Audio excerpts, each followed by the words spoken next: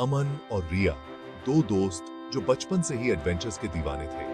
उनका प्लेग्राउंड झूले और स्लाइड्स नहीं, बल्कि उनके छोटे से शहर के चारों ओर फैली पहाड़ियां और जंगल थे। वो दिल से एक्सप्लोरर्स थे, हमेशा कुछ नया, कुछ अनजाना डिस्कवर करने के लिए बेताब। अमन अपने तेज दिमाग और फुर्तीले मूव्स के साथ लीडर था। रिया ध्यान देने वाली और शार्प स्ट्रैटेजिस्ट थी। साथ मिलकर वो एक अनस्टॉपेबल टीम बनाते थे, जो किसी भी चैलेंज का सामना करने के लिए तैयार रहती थी। उनका होम टाउन पुरानी पहाड़ियों के बीच बसा था, एक ऐसी जगह जहां हवा में लेजेंड्स की फुसफुसाहट घुलती थी। और इन लेजेंड्स में सबसे रहस्यमय कहानी थी अनसीन फॉरेस्ट की। अनसीन फॉरेस्ट, इसका नाम सुनते ही बहादुर से बहादुर इंसान की भी रूह कांप जाती थी। कहा जाता था कि ये वो जगह है जहां रियलिटी और मिथ एक दूसरे में मिल जाते हैं, जहां पेड़ हवा से सीक्रेट्स बातें करते हैं और समय खुद अपनी रफ्तार से चलता है। कुछ लोग इसे सिर्फ एक कहानी मानते थे, बच्चों को डराने के लिए बनाई गई एक कहानी। लेकिन अमन और रिया, जिनके दिल एडवेंचर के लिए धड़कते थे, वो सच जानते थे। उन्होंने बुजुर्गों से फुसफुसाहट में किस्से सुने थे, अजीब घटनाओं और रहस्यमय फिनोमेना के किस्से। उन्होंने उन लोगों की आंखों में डर देखा था जिन्होंने अनसीन फॉरेस्ट का जिक्र करने की हिम्मत की थी। एक ऐसा डर जिसने उनकी इस सच्चाई को उजागर करने की चाहत को और भी बढ़ा दिया। फैसला हो चुका था, अमन और रिया अनसीन फॉरेस्ट जाएंगे। उन्होंने हफ्तों तैयारी की, पुराने नक्शे पेड़े और सप्लाईज इकट्ठा किए। उन्होंने रस्सियां, टॉर्च, कंपास और एक फर्स्ट एड किट पैक किया। उनके बैग भारी थे, लेकिन उनके दिल उत्साह से भरे हुए थे। वे रिस्क्स जानते थे, लेकिन अननोन का आकर्षण बहुत ज्यादा था। जैसे ही सूरज ढलने लगा और शहर पर लंबी परछाइयां पड़ने लगीं, वे निकल पड़े। उनका एडवेंचर शुरू हो चुका था। जैसे ही वे अनसीन फॉरेस्ट की सीमा के पास पहुंचे, हवा भारी होने लगी। चिड़ियों के चहचहाने और पत्तों की सरसराहट की जानी पहचानी आवाजें एक अजीब सी खामोशी में बदल गईं। पेड़ टेढ़े मेढ़े और प्राचीन अपनी कंकाल जैसी शाखाओं से उनका रास्ता रोकने की कोशिश कर रहे थे। रिया की रीढ़ की हड्डी में सिहरन दौड़ गई। क्या तुम्हें यह महसूस हो रहा है? उसने फुसफुसाते हुए कहा। उसकी आवाज अचानक छा जाने वाली खामोशी में मुश्किल से सुनाई दे रही थी। अमन ने सिर हिलाया। उसकी निगाहें चारों ओर देख रही थीं। यहां कुछ अलग है, उसने धीरे से कहा। हवा में ही कुछ अजीब सा है, भारीपन है।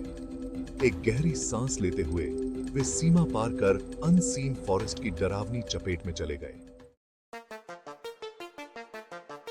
जंगल की जमीन सड़े हुए पत्तों के एक कारपेट की तरह थी, जो उनके कदमों की आवाज को दबा रही थी। सूरज की रोशनी घने पेड़ों से मुश्किल से ही नीचे आ पा रही थी, जिससे लंबी डरावनी परछाइयां बन रही थीं, जो हवा के हल्के से झोंके के साथ नाचती और हिलती हुई दिखाई देती थी। उनके कानों में अजीब आवाजें आ रही थीं, पत्तों की सरसराहट, लेकिन हवा के हिसाब से ज्यादा तेज, टहनियों के टूटने की आवाज, लेकिन बहुत ही करीब से। ऐसा लग रहा था जैसे जंगल खुद उन्हें देख रहा हो, उसकी अनदेखी निगाहें उनकी हरकत पर टिकी हुई हो। तभी उन्होंने उन्हें देखा, पैरों के निशान, किसी ऐसे जानवर के नहीं जिसे वे पहचानते हों, बल्कि बड़े, लगभग इंसानों जैसे निशान जो नरम जमीन पर गहरे धंसे हुए थे। उनके हौसले को डर ने घेर लिया, लेकिन वे आगे बढ़ते रहे।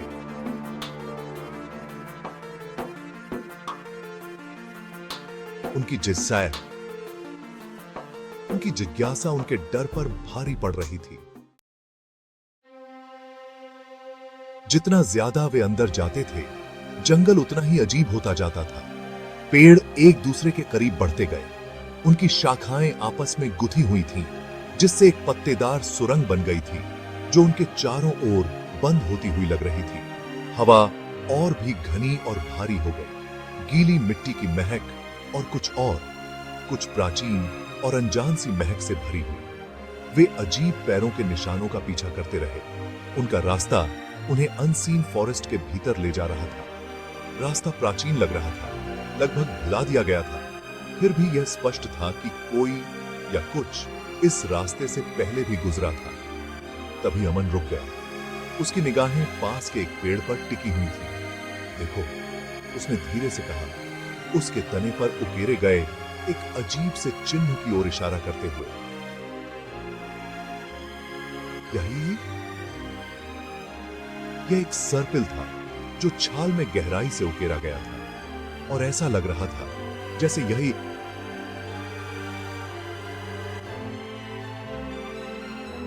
प्राकृतिक ऊर्जा से धड़क रहा हो। रिया ने अपनी रीढ़ की हड्डी में एक ठंडक महसूस की। यह कोई मामूली जंगल नहीं था।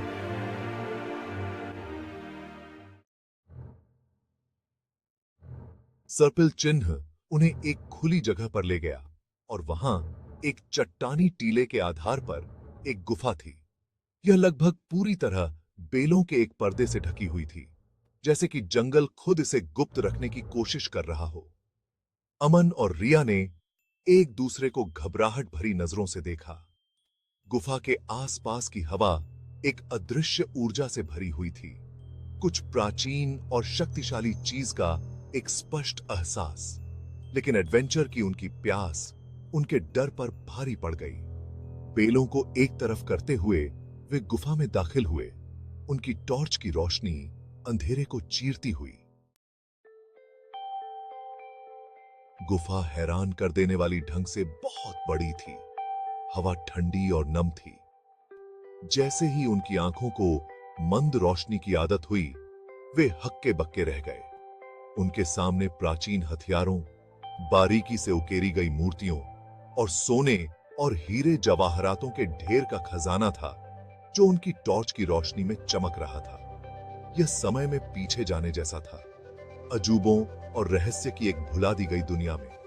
लेकिन उनका ध्यान खजाने के बीच में रखे एक छोटे से लकड़ी के संदूक ने खींचा। यह बड़ी सुंदरता से उकेरा गया था। इसकी सतह अजीब चिन्हों से ढकी हुई थी जो उनकी आंखों के सामने रेंगते और हिलते हुए लग रहे थे। यह कोई मामूली खजाना नहीं था, इसमें कुछ ज्यादा ही कीमती चीज थी।